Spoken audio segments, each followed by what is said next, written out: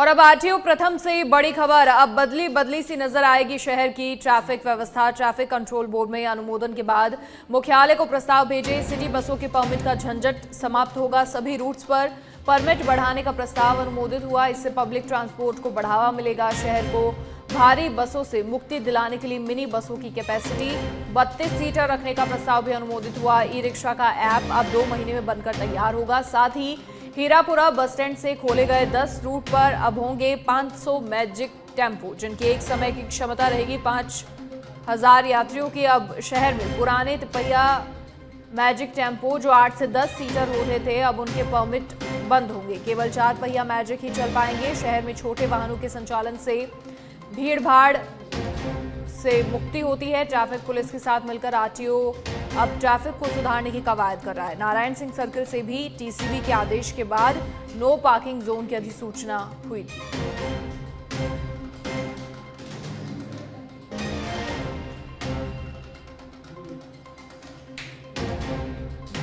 नागौर के दियाबड़ी उपखंड क्षेत्र के भवाल में नवरात्रा में देश के कोने कोने से माता के दर्शनों के लिए भक्तों के आने का सिलसिला जारी है। इसी कड़ी में कैबिनेट मंत्री अविनाश गहलोत ने भवाल माता के दर्शन किए।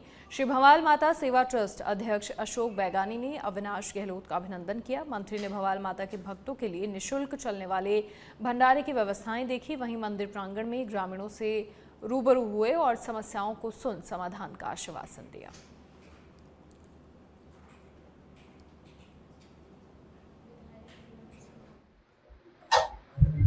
चैत्र मास में हिंदू नववर्ष के उपलक्ष्य में यहाँ भवाल माता जी के मंदिर पर भी हर वर्ष की भांति माता जी के भक्तों का बड़ा सैलाब सा लगता है। यहाँ दर्शन करने के लिए आते हैं।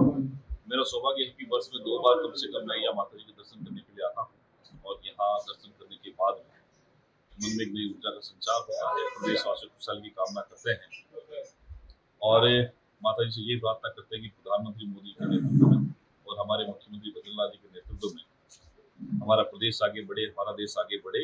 पूरा प्रदेश देश भाईचारे के साथ में और सांप्रदायिक सौहार्द के साथ में आगे बढ़े। खबर हनुमानगढ़ से है, जहां पुलिस अधीक्षक अरशद अली के नेतृत्व में नशे पर कड़ा प्रहार करते हुए कार्रवाई को अंजाम दिया गया है। पुलिस ने अलग अलग जगह कार्रवाई करते हुए 62.07 ग्राम हेरोइन बरामद की है, जिसकी अंतर्राष्ट्रीय बाजार में कीमत लगभग 31 लाख रुपए आंकी गई है। साथ ही टिब्बी पुलिस ने नशा तस्कर को भी गिरफ्तार किया है। वहीं दूसरी कार्रवाई में 90,000 प्रतिबंधित नशीले कैप्सूल बरामद कर आरोपी को गिरफ्तार किया है।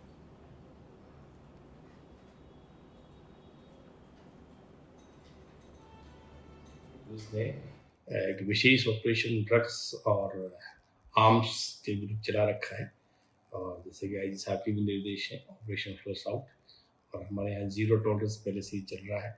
और उसमें आज हमने जो है वो जिला पुलिस ने करीब 14 अलग अलग कार्रवाइयाँ की हैं।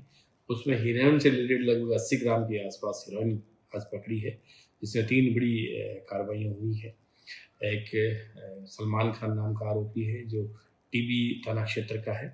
आपको याद होगा जैसे कुछ दिनों पहले गुड़िया गांव में शीटर पकड़ा था और उसका 2 बार उसका भाई भी पकड़ा था। 2 लोगों को पकड़ा था, बड़ी मात्रा में हेरोइन मिली थी। उसी का ये भतीजा है, उसी के परिवार का है जो वो सब। बांसवाड़ा जिले के सबसे बड़े अस्पताल महात्मा गांधी में फायर सेफ्टी के नाम पर मरीजों के साथ खिलवाड़ हो रहा है। जिला अस्पताल में फायर सेफ्टी के नाम पर बिखरे हुए पाइप और एक्सपायर डेट के सिलेंडर लगे हैं। वहीं जिला अस्पताल के पीएमओ दिनेश माहेश्वरी ने बताया कि इसके लिए एचएम और पीडब्ल्यूडी को लेटर लिखा था, लेकिन कोई जवाब नहीं मिला। अभी तो सिलेंडर से काम चला रहे हैं और इसको ठीक करने के लिए हमने बुलाया था इलेक्ट्रिक वालों को भी, तो उन्होंने ये कहा कि पीडब्ल्यूडी वालों से आप इसे सही करवाइए, तो उसके बाद में हम इलेक्ट्रिक वाला वर्क पूरा कर सकते हैं।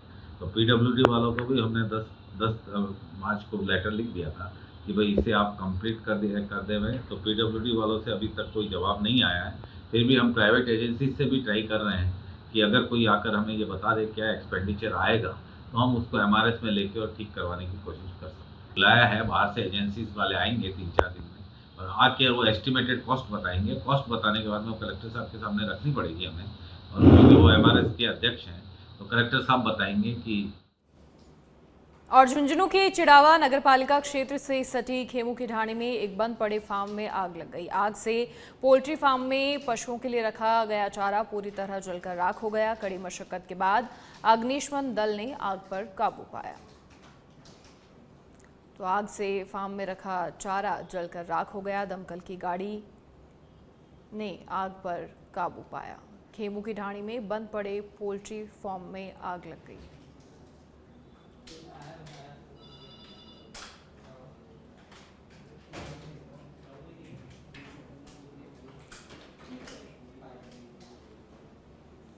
झुंझुनू शहर में आमजन से जुड़ी समस्याओं के समाधान की मांग को लेकर डीवाईएफआई के कार्यकर्ताओं ने नगर परिषद में प्रदर्शन किया। डीवाईएफआई के कार्यकर्ताओं ने नगर परिषद कार्यालय पहुंचकर शहर की प्रमुख समस्याओं को लेकर आयुक्त को 5 सूत्री मांगों को लेकर ज्ञापन सौंपा। ज्ञापन में बायोमेडिकल कचरे का वैज्ञानिक निस्तारण, वार्ड 53 में गंदे नाले की सफाई करवाने समेत अन्य मांग को लेकर ज्ञापन दिया गया।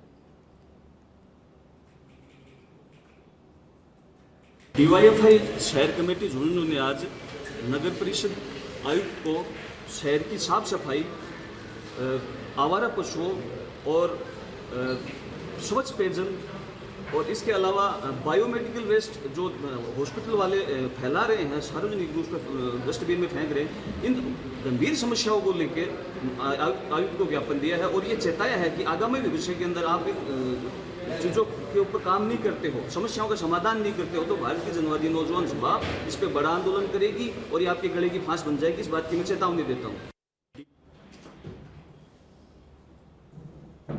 और अब खबर भरतपुर की वैर से है, जहां धार्मिक स्थान पर अवैध खनन का मामला सामने आया है। खनन कार्य को रोके जाने की मांग को लेकर उपखंड अधिकारी को ज्ञापन सौंपा गया। भुसावर उपखंड में पर्वतमाला में अवैध खनन चल रहा है। पर्वतमाला में स्थित धार्मिक स्थान निमुडे वाली जगह पर क्रशर संचालकों की ओर से लगातार खनन जारी है। वहीं उपखंड अधिकारी राधेश्याम मीणा ने ग्रामीणों को अवैध खनन पर कार्रवाई का भरोसा दिलाया।